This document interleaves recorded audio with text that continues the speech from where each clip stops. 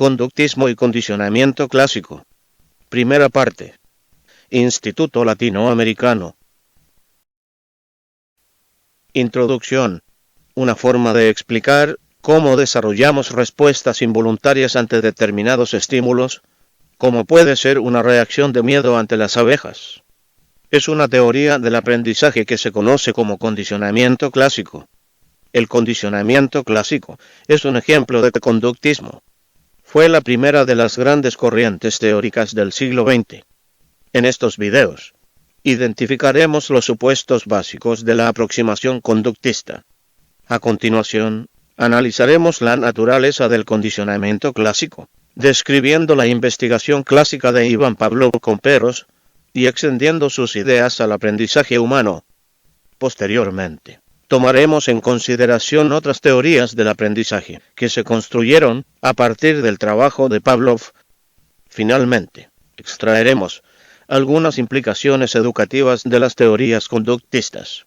Posteriormente, continuaremos nuestra discusión del conductismo, examinando los principios y las aplicaciones del condicionamiento operante y describiendo los efectos de los estímulos aversivos sobre el aprendizaje de la conducta.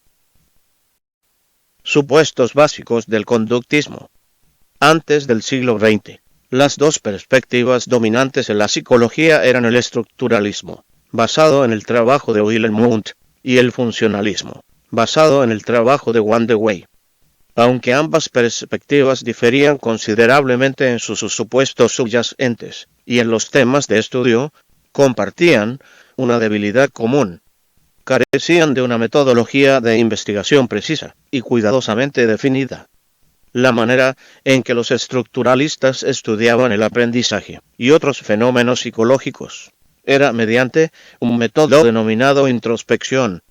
Se pedía a las personas que mirasen en su interior y describiesen su mente y su pensamiento. Pero, al iniciarse el nuevo siglo, algunos psicólogos empezaron a criticar esta estrategia introspectiva debido a su subjetividad y a su carencia de rigor científico. Les preocupaba que, sin métodos de investigación más objetivos, la psicología nunca pudiera llegar a ser considerada como una ciencia. Gracias a los esfuerzos del fisiólogo ruso Ivan Pavlov, al que nos referiremos a continuación, y el trabajo del psicólogo americano Edward Thorndike, fue apareciendo una estrategia más objetiva para estudiar el aprendizaje, que se caracterizaba por centrarse en los fenómenos observables y no en los acontecimientos mentales no observables. Estos investigadores preferían analizar la conducta, ya que es algo que puede verse con facilidad y describirse de manera objetiva, con lo que nació el movimiento conductista. Los conductistas no siempre están de acuerdo respecto a los procesos específicos que explican el aprendizaje. Sin embargo, la mayoría comparten algunos supuestos básicos. Primero, los principios del aprendizaje deberían aplicarse por igual a conductas distintas y a diferentes especies animales. Los conductistas suponen que los seres humanos aprenden de manera similar a como lo hace cualquier otro animal, una idea conocida como equipotencialidad. Los conductistas suelen utilizar el término organismo para referirse genéricamente a miembros de cualquier especie, ya sean humanos o no humanos. En consecuencia, los conductistas suelen aplicar a las situaciones de aprendizaje humano los mismos principios que han extraído de su investigación con otros animales como ratas o palomas. Segundo, los procesos de aprendizaje se pueden estudiar con más objetividad cuando el análisis se centra en los estímulos y en las respuestas. Los conductistas consideran que los psicólogos deben estudiar el aprendizaje mediante el método científico, de la misma manera que los químicos y los físicos estudian los fenómenos del mundo físico. La manera de mantener la objetividad necesaria es centrarse en dos aspectos que pueden observarse y medirse con facilidad, como son los estímulos del entorno y las respuestas que los organismos producen ante esos estímulos. Así pues, los principios conductistas del aprendizaje suelen describir la relación que se establece entre un estímulo y una respuesta. Por lo tanto, a veces, el conductismo también recibe el nombre de psicología R. Tercero, los procesos internos quedan excluidos del estudio científico. Muchos conductistas consideran que dado que no podemos observar y medir de manera directa los procesos internos tales como pensamientos, motivos, emociones, deberíamos excluir estos procesos de la investigación, así como también de las explicaciones de cómo tiene lugar el aprendizaje. Estos conductistas describen un organismo como una caja negra, donde los estímulos penetran en la caja y las respuestas salen de ella, aunque no sabemos qué es lo que pasa dentro de la misma. Cuarto, no todos los conductistas adoptan una perspectiva tan estricta.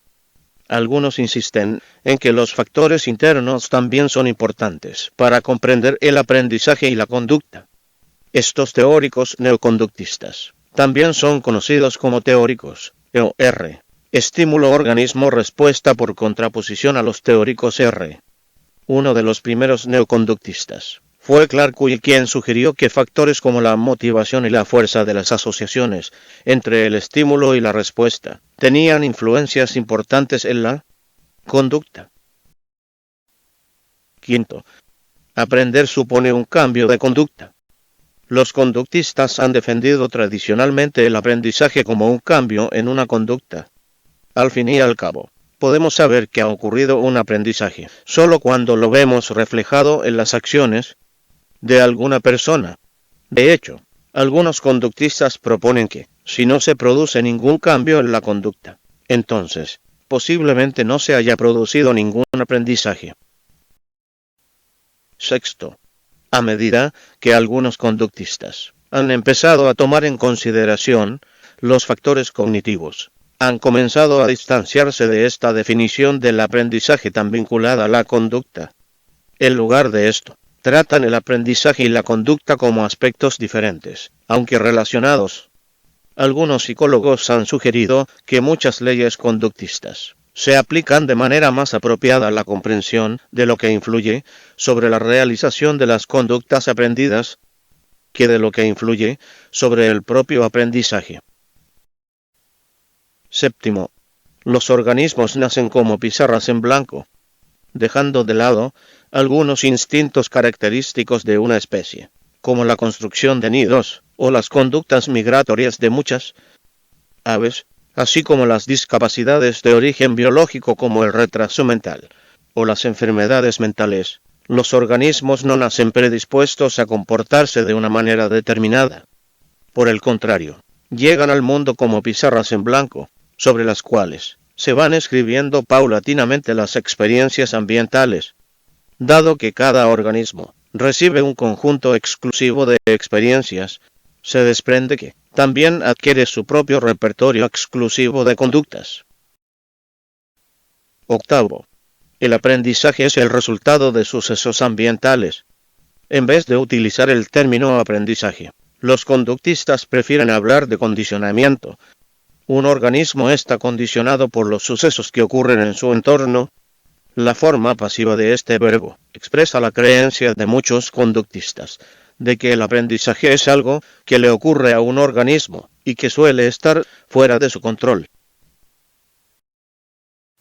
Noveno, las teorías más útiles suelen ser las más parsimoniosas.